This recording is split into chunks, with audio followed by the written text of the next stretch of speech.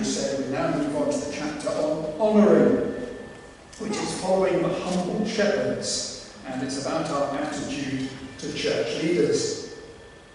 Now, I think at this point you need to know where I stand, because I am not a deacon, and neither am I an elder, and I don't have any other position in the church. So I come from an unbiased position, except for the fact that I'm related to Seth. Jill and I are blessed with 3 great sons-in-law, and Seth is definitely in the top 3. Now, those of you who have heard me before, I always use graphics with my sermons, but it's not best in a light hall, and I think I'll bring it back when the clocks go back and forward, or whatever they do at the end of this month. And I'm not going to use the laser display screen, which I've used in the past, because that only can be seen by people of high intelligence, if you remember that. And that's the problem. You see, the feedback I've been getting is that the pandemic has had an impact on people's IQ. And people are complaining that their brains have gone to mush because of the pandemic, but they just stayed at home, did very little, had no stimulation. And that they believe now that they have very little brain power. So given that all of you have regressed this much, I'm going to read you a children's story. I should say, before I start, that no sheep have been harmed in the making of this story. Note that all characters are fictitious, and any possible allusion to sheep, past or present, is purely coincidental. The book is called The Minor Shepherd. And it's a very high quality book because it's illustrated by Miriam Latimer. Chapter 1, The Field. In the great, untamed, wild, wicked world, there is a field.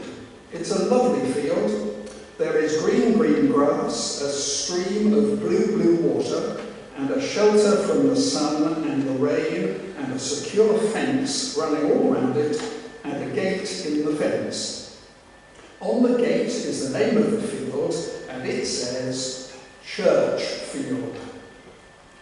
The field is good, and the sheep are mainly happy, but being sheep, they don't half bleat a lot. Chapter 2, the sheep.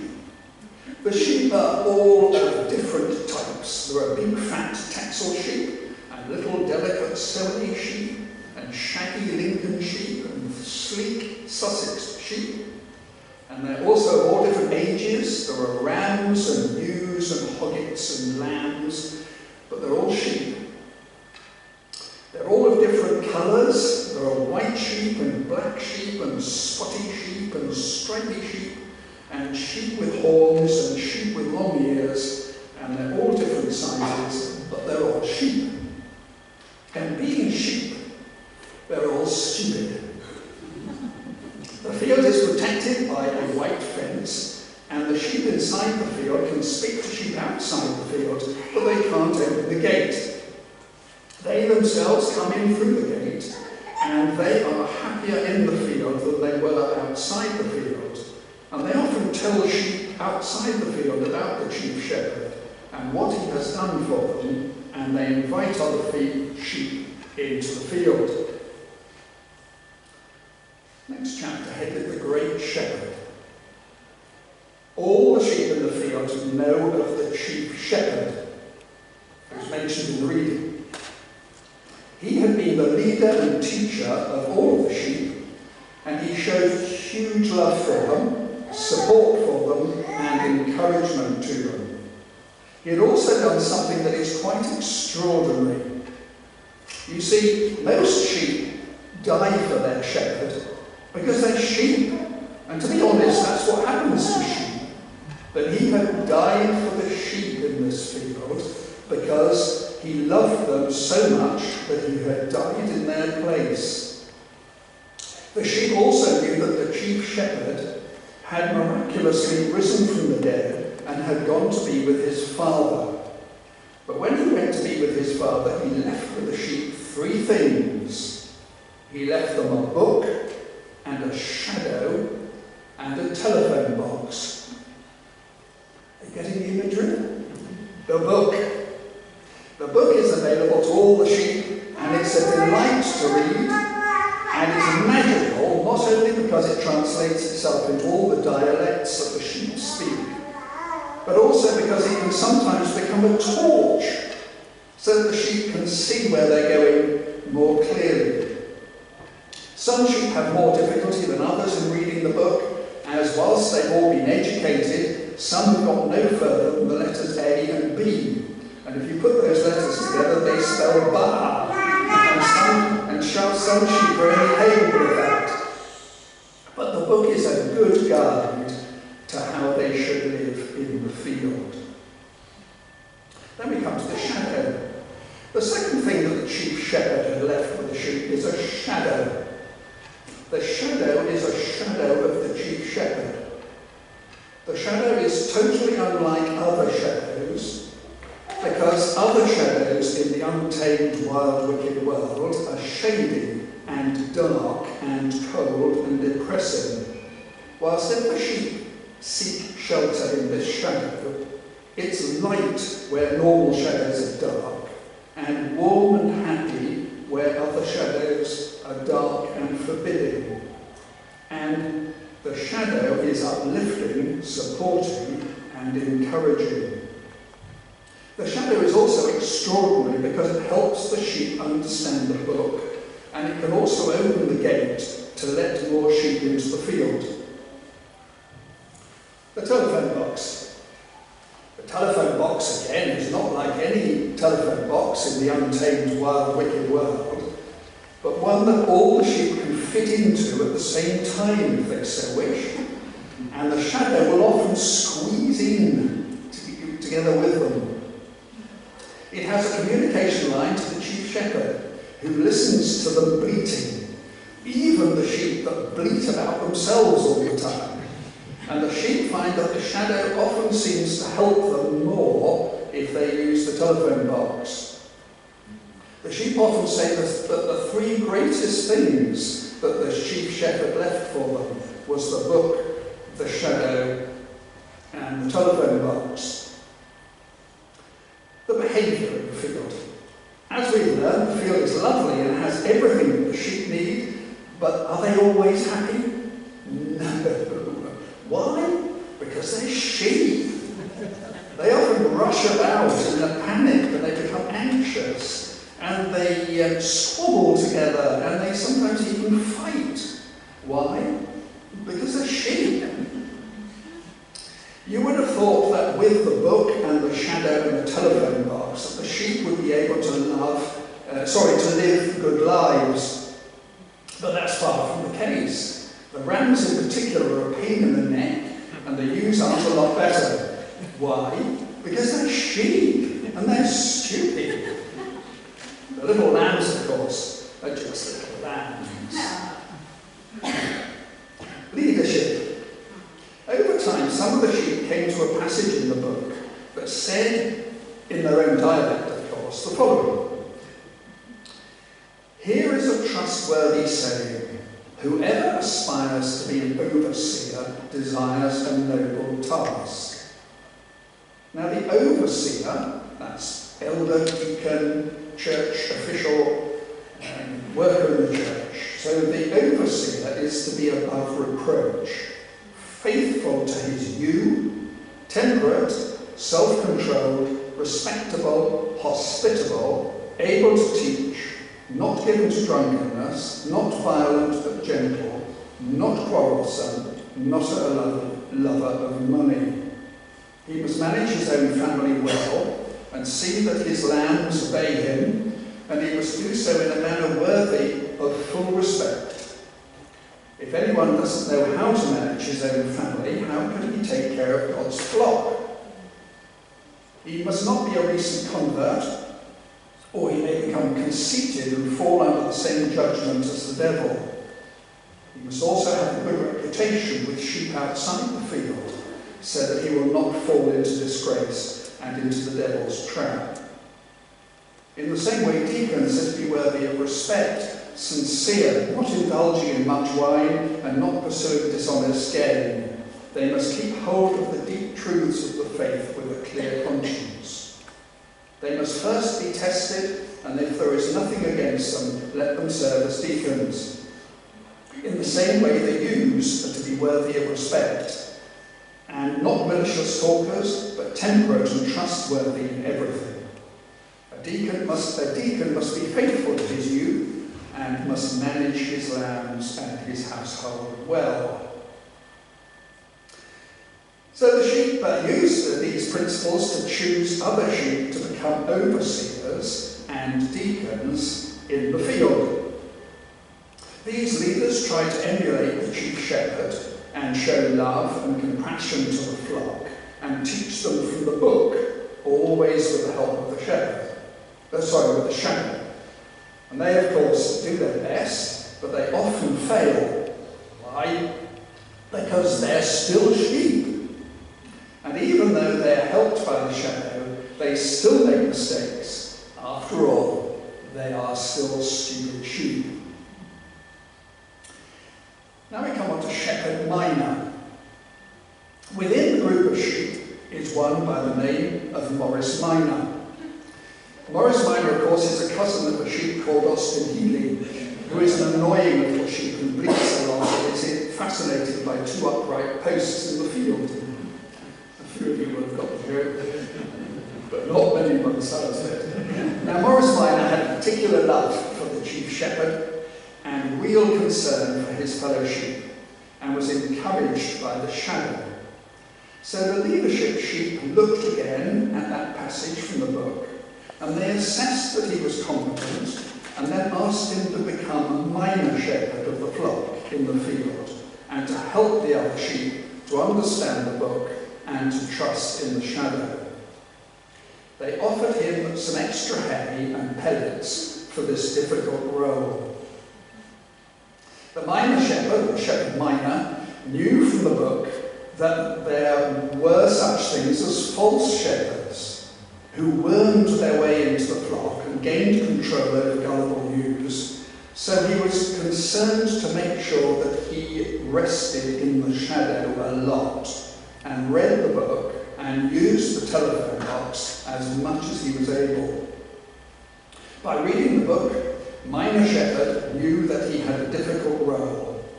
He had to, firstly, know his sheep without being nosy. He had to lead the sheep without being domineering. He had to tend the sheep without being controlling. He had to accept the extra hay and pellets without being grasping. He had to have confidence in his role whilst still staying humble. And he had to be around for the sheep without forgetting that his own ewe and lambs also needed his help. Oh my goodness me, it says here, how difficult is that?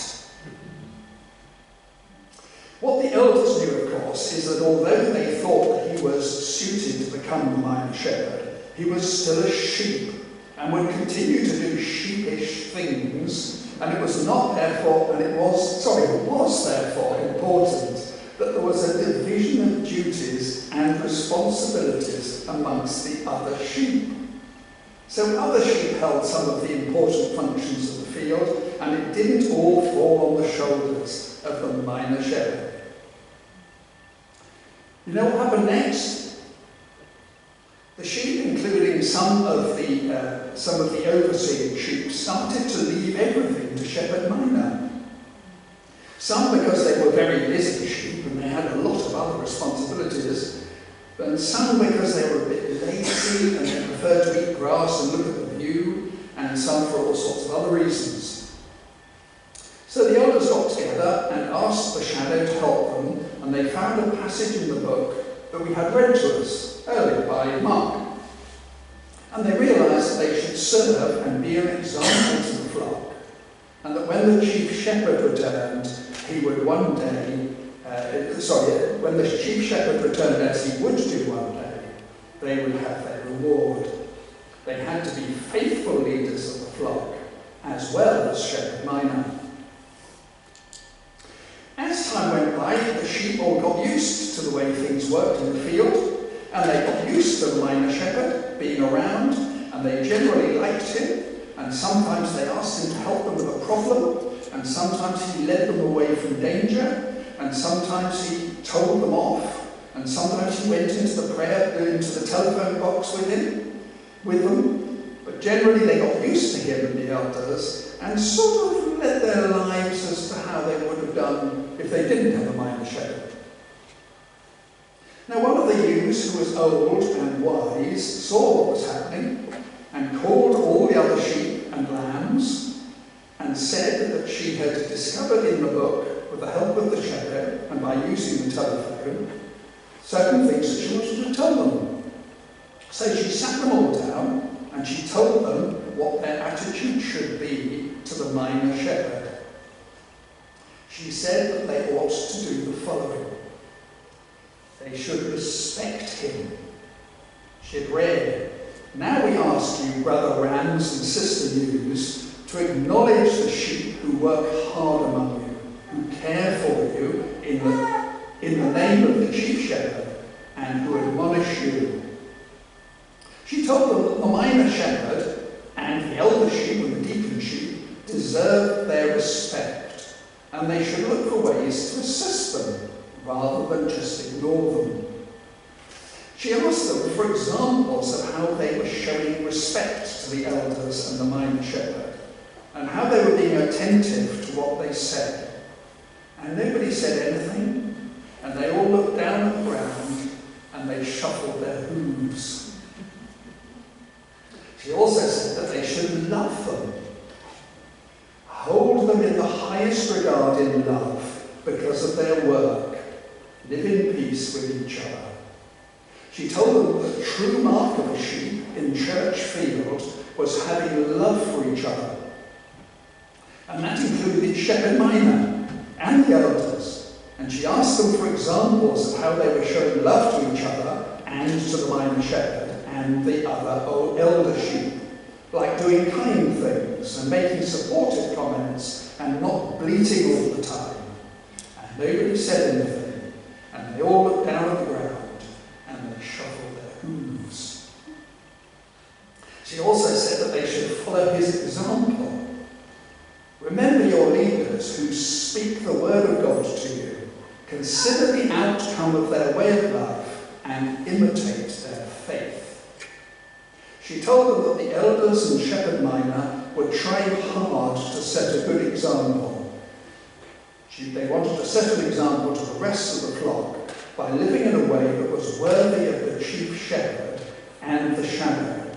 And she asked them for examples of how they were following the examples of shepherd minor and the other elders. And nobody said anything, and they all looked down at the ground and shuffled their hooves. She also told them that they should be a joy to him. Have confidence in your leaders and submit to their authority, because they keep watch over you as those who must give an account. Do this so that their work will be a joy, not a burden. So that would be of benefit to you. The old ewe explained that the best way of giving joy to the minor shepherd and the elders was to have confidence in them and submit to them, and this would bring them joy. She told them that they should also do the little things well, and be encouragers, and be generous in their giving, and joyful. And she asked them for examples of how they were doing the little things, and being encouragers, and being generous in their giving, and joyful. And nobody said anything, and they all looked down at the ground and shuffled their hooves. She also said that they should pray for him, and pray for us too, that God may open a door for our message, so that we may proclaim the mystery of Christ, for which I am in chains. Pray that I may proclaim it as clearly as I should. The old ewe said that she had not seen any sheep in the telephone box recently, even though it could fit them all in if necessary, and the sheep started to get very uncomfortable. She told them that people like Minor Shepherd had an immense job, since there was an infinite number of sheep that could be spoken to or visited or helped in their part of the field, And there was an infinite amount of reading that would be profitable for the minor shepherd and the elders, and profitable both for them and his flock. So it was easy to get panicked by all the responsibilities. And sheep, of course, are prone to panic even without the sort of workload. She went on to tell them that the book encourages them to use the telephone regularly, and that they should always mention those in authority over them, including minor shepherds. She asked them for examples of when and how often they used the telephone to speak about the elders and the minor shepherd, and nobody said anything, and they all looked down at the ground, and they shuffled their hooves. How things are now in the field? Well, what a difference the old ewe made. To be fair, the sheep in the field always were well motivated and generally kind and caring, and the old wise ewe didn't need to say it more than once. So the sheep agreed that things had to be done, and they were determined to bleat less and encourage more. The field today is a happy place, and sheep looking in from the outside of the fence are quite envious of the love that is being shown in the field. And some even ask the sheep in the field how they can join them, which of course encourages everybody. Well, there we are. It says the end here. We've come to the end of the children's book. And as I said before, no sheep were harmed in the making of this book, and all characters are fictitious, and any possible allusion to sheep past or present is purely coincidental. But I trust that this short chapter in our study book is a very short, I think it's the shortest one. I hope it'll give thought to all of you, and I'm sure that Seb and the elders and the deacons will find it very helpful. So that the rest of us sheep, we can be encouraged in the position that we have. We have an important place within God's plan and His people and the world.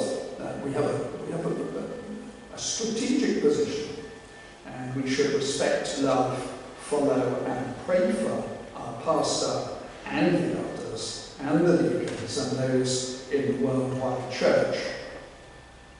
So let's finish with the benediction that was contained in our reading. And the God of all grace, who called you to His eternal glory in Christ, after you have suffered a little while, will Himself restore you and make you strong, firm and steadfast. To Him be the power forever and ever. Amen.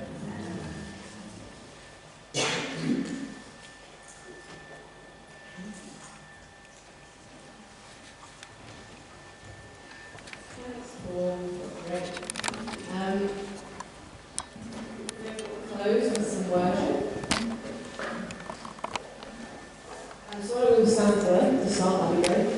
And I think I was mentioned in the beginning, if something struck you today, whether it's been during the worship time, or during a preach, or just in your own heart, God's been speaking to you, don't go away from here without getting it. There's going to be prayer with Sally and Peter around the piano. So we're going to sing two songs. We're going to sing I Give You My Heart, and then we're going to sing The Lord Is My Shepherd. It doesn't have to get longer. And then we'll keep playing after. But if you need prayer, and when we pray the Lord, just head over this way towards us. But let's just worship God and all the processing that we've heard and we have this afternoon. Oh